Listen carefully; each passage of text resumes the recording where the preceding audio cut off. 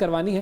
بھارتی شہر حیدرآباد دکن سے تعلق رکھنے والی ایک ایسی شخصیت ہمارے ساتھ موجود ہیں جو کہ انل کمار ان کا نام ہے, ہندو مذہب سے ان کا تعلق ہے, اور انہوں نے 100 سے زائد مساجد میں عربی خطاطی کی ہے. نعت رسول مقبول صلی اللہ علیہ وآلہ وسلم پڑھنے میں بھی دلچسپی رکھتے ہیں. آج ہمارے ساتھ موجود ہیں. السلام علیکم انل کمار صاحب. وعلیکم السلام. اچھا انل کمار صاحب, یہ بتائیں کہ آپ نے خطاطی کہاں سے سیکھی اور یہ شوق کیسے پیدا ہوا آپ میں؟ سیکھنے کا اتفاق ایسا ہوا کہ میں جو سو آج سے تقریباً 28-30 سال پہلے سے ہی میں کام کر رہا ہوں. دکانوں کے سائن بورڈز وغیرہ میں لکھتا تھا. اچھا.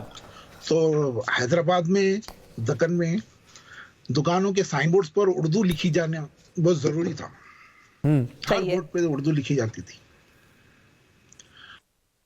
تو میں بھی سمجھا کہ بہت ضروری ہے لکھنا, اسی لیے میری اردو زبان سے دلچسپی بڑھی. اور جو سو میں کوئی بھی تحریر لکھ کے دیتے تھے, رائل کرانہ جنرل اسٹور, یہ وہ نام کے دکانوں کے نام وغیرہ لکھتا تھا میں. لکھتے لکھتے ہی الفاظوں کی شناخت ہوئی اور اردو زبان پڑھنا لکھنا سیکھ گیا. میں تو ہندی میڈیم کا طالب علم ہوں, اردو زبان کوئی اسکول مدرسے میں جا کر نہیں سیکھا. صحیح. تو آپ نے کہاں کہاں کس کس مسجد میں خطاطی کی ہے؟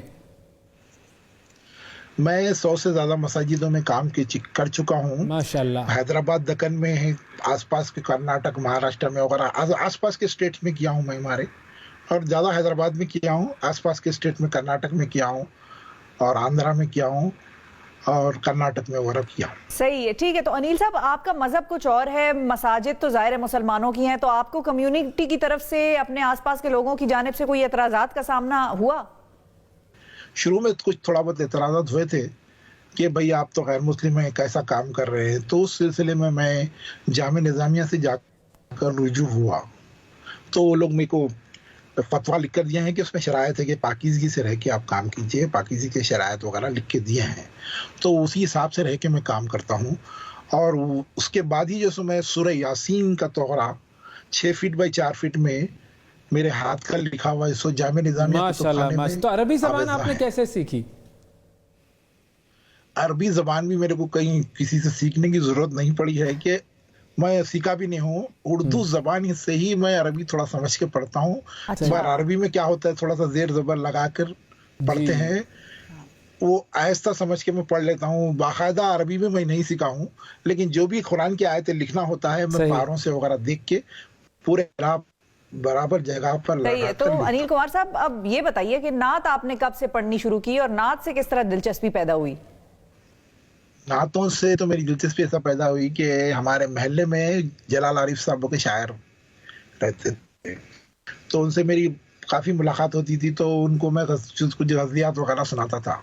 تو وہ بولیں کہ میرا کلام لکھا ہوا ہے حضور کی شان میں, کچھ آپ پڑھنے کی کوشش کریے, دیکھیے آپ کی آواز اچھی ہے. تو میں ٹھیک ہے بول کے ان کا کلام لکھے پڑھا.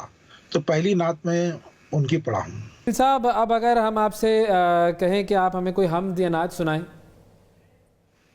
اب پہلے آپ کو جو سو ایک حمد سناتا ہوں, ہم سے شروعات کریں گے, پھر جی بالکل صحیح ہے. جی. کعبے کی رونق, کعبے کا منظر, کعبے کی رونق, کعبے کا منظر, اللہ اکبر اللہ اکبر, دیکھوں تو دیکھوں جاؤں برابر, دیکھوں تو دیکھوں جاؤں برابر, اللہ اکبر اللہ اکبر.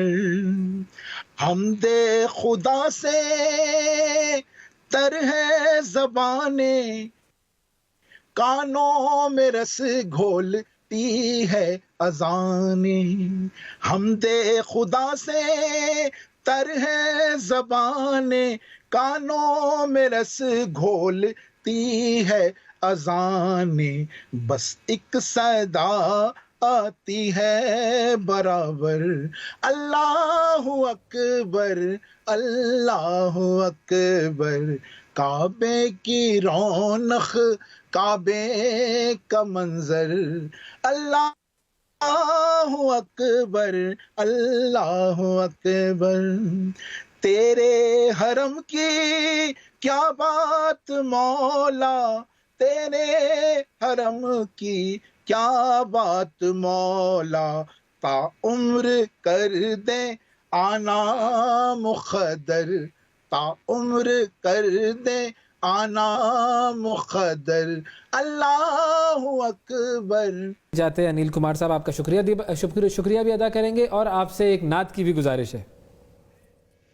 ایسا کوئی محبوب نہ ہوگا نہ کہیں ہے، ایسا کوئی محبوب نہ ہوگا نہ کہیں ہے، بیٹھا ہے چٹائی پہ مگر عرش نشیں ہے،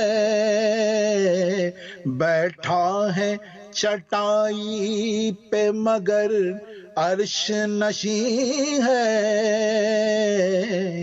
ابن یعقوب کو اللہ نے صورت بخشی، اور یزبیدہ کی کلیم اللہ کو نعمت بخشی، اور عیسیٰ کو مسیحائی کی دولت بخشی، گویا ہر نبی کو کوئی عزت کوئی عظمت بخشی، پر میرے سرکار کو بے پردہ زیارت بخشی، ایسا کوئی محبوب نہ ہوگا نہ کہیں ہے۔